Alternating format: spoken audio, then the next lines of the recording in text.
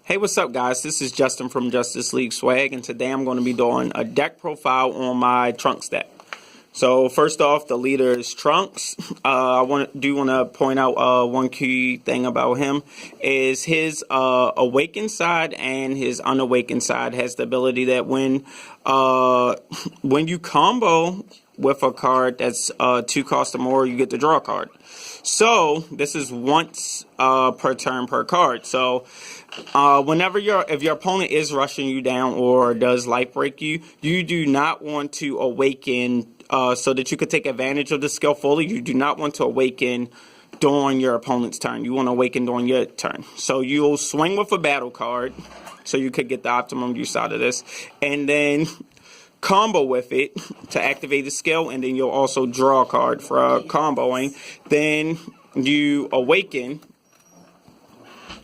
draw 2, swing with your leader, draw another card, and then combo, and then you'll draw another card. So that's just a little word of advice for using this card. So this is the leader. He's pretty good. A lot of people aren't playing him because he's not a self-awakening leader, but there's ways to get there, especially because he's blue. So I'm going to start off with my 1-drops. I am running for negates 4. Whist Coercion. This negate is really solid. It allows you to basically negate attacks for free because whenever you negate an attack, you stand in energy. So this is the only negate that we're running in the deck. I'm trying to keep the number of battle cards, extra cards that I run to a minimum. With Trunks being a leader that can awaken himself, I have to run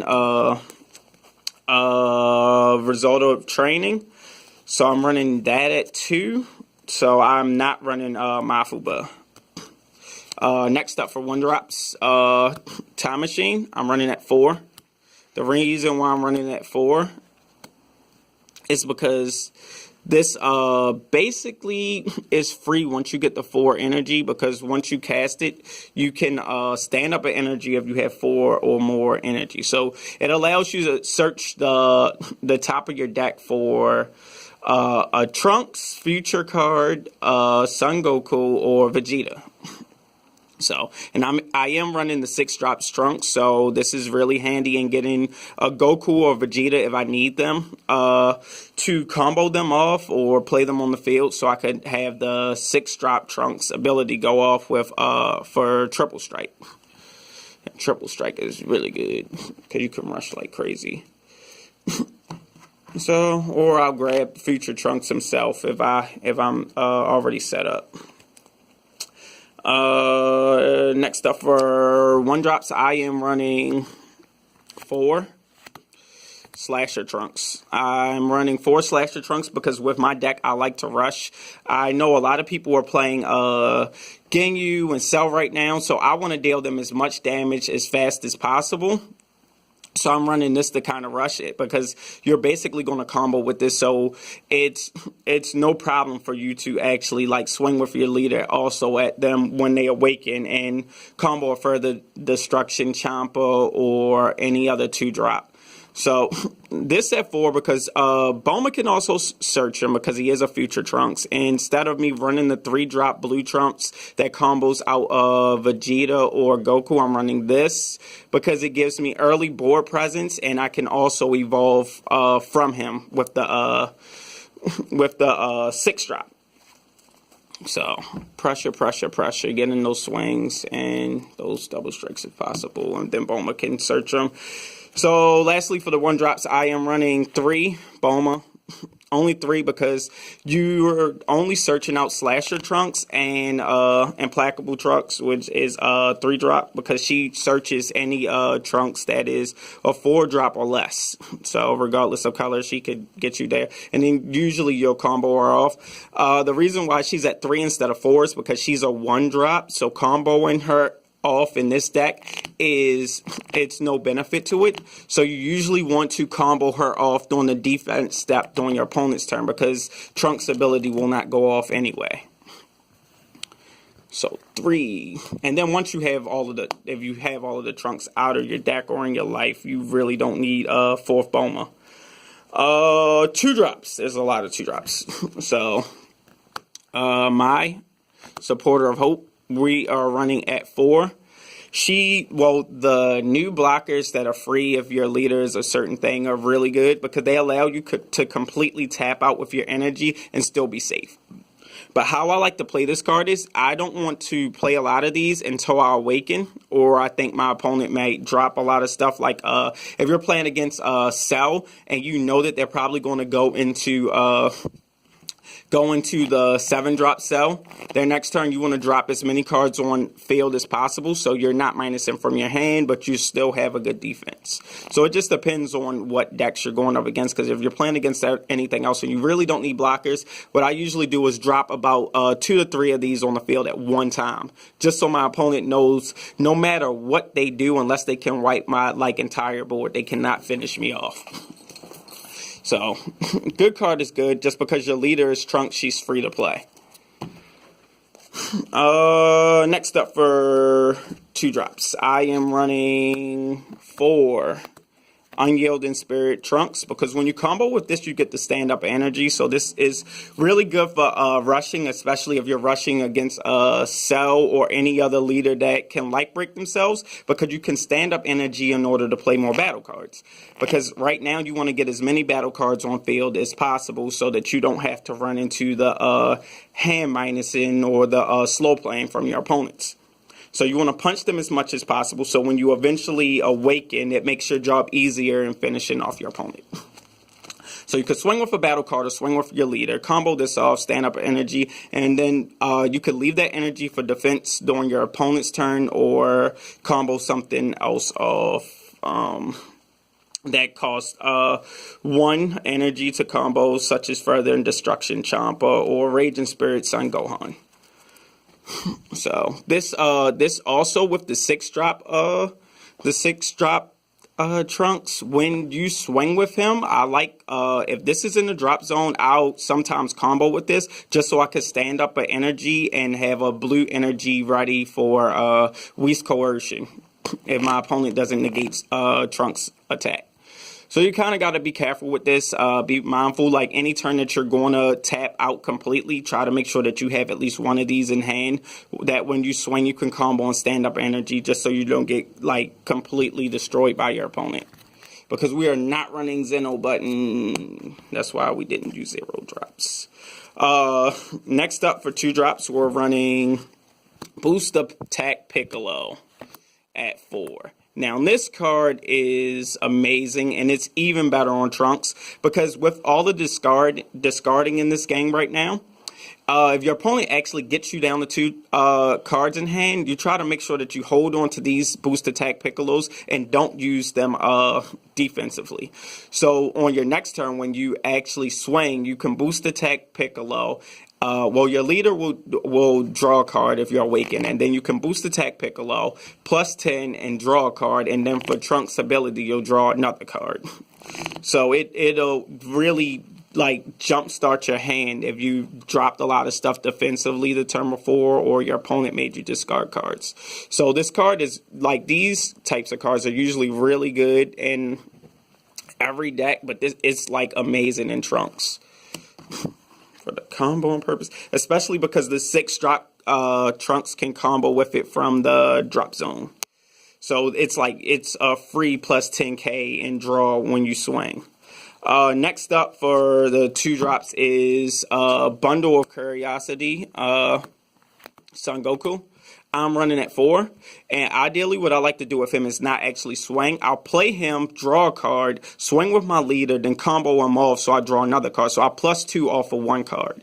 This is how I solely use this card unless I'm playing against Cell. If I'm playing against Cell, I don't want to draw the extra card, and I'll just swing with him because I want to rush Cell. I want Cell to take as much damage as fast as possible, and not attrition my entire hand. That is it for the Gokus that we are running. Lastly, for 2s, we are running 2 Tenacious Vegeta. This is my tech for, because it can't be attacked by leaders, so unless you're playing against a leader or some other cards that can KO battle cards, your opponent will have to attack him, so you can safely rush with him because he has revenge. So if they do actually attack it with one of their battle cards, then you can possibly revenge KO it. So it's like a 1-for-1, and you don't really minus, mind minusing. Next up are my 3 drops. I'm running 2 Further Destruction Champa just to steal games. If you ever get to a point where you poke your opponent down or get your opponent down to 2, you can steal the game with your leader Trunks, and I'll usually leave up all of my energy and combo completely out with it. Because at that point you should have about 4 or 5 energy standing up, and your opponent should have at least just 1 energy standing up. And they say no negates, then you just go in and finish them off.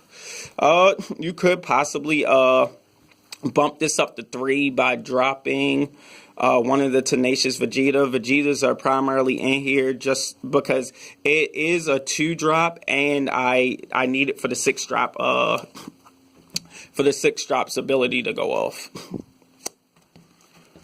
For a triple strike, oh. Alright, next up for 3s, and lastly for 3s, 4 Raging Spirit Gohan. Now, this card is really good in Trunks because you can combo rush with it, or you can play it defensively. While in a lot of other blue decks, this card is solely good just played defensively, because then it's like you get more attackers going into your offensive step with untapping these guys. But with Trunks, you could also throw additional pressure on your opponent by comboing with these, bring them out, and now your opponent has another target to swing at besides you. Don't be afraid with your opponent attacking your battle cards. Ideally, you'll be with so many 1-drops and easy 1-drop ways to get cards on the field.